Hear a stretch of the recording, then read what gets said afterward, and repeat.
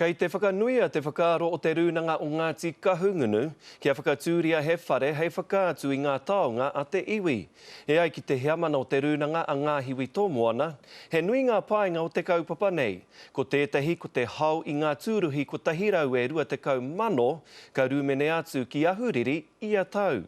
Kei te matau a Māui, tā mātou karere a Kingi Kiriona i tēnei wiki. E whai aka nei tana pūrongo mo tēnei rā. I mua he whare tuku pene hini tēnei no te kamu pene o BP.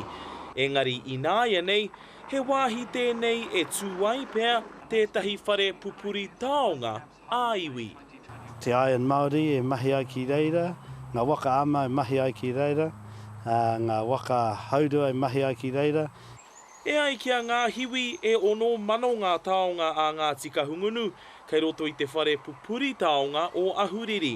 Ko te nuinga, kaore anō kia whitikina e te rā. A mā tāna kaupapa e ora mai anō ai, aua taonga. Aha ko iwa te kaunga marae. Ko tēnā marae e kōrero ake ki te kupu kōrero o tērā hapu anake. Engari, kei he te marae, hei kōrero mō te katoa. Napier's a tourism town, always has been. We've got the airport here, it's the gateway to Hawke's Bay, and I see that a Kahungunu cultural complex will just add to everything that is going on in Napier. Kei te mihia hoki te whakaaro e te iwi kāinga o ahuriri. I think that's a great idea. Yeah, I think that's perfect for them over there. It'll draw people in, give people an awareness, knowledge. I personally welcome them to Ahuriri here.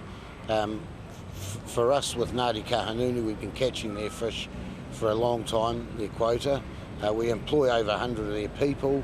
I ngā rā o mua, kapi katoana tēnei wāhi ki tētahi pā, ko pakake te ingoa.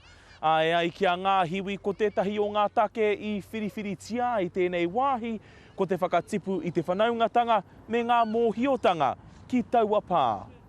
Kei te rere te whakaaro kia noho te whare whakaatu taonga, hei wāhi whakangahau i te tūruhi, hei momo ho tērā hoki mō rātau.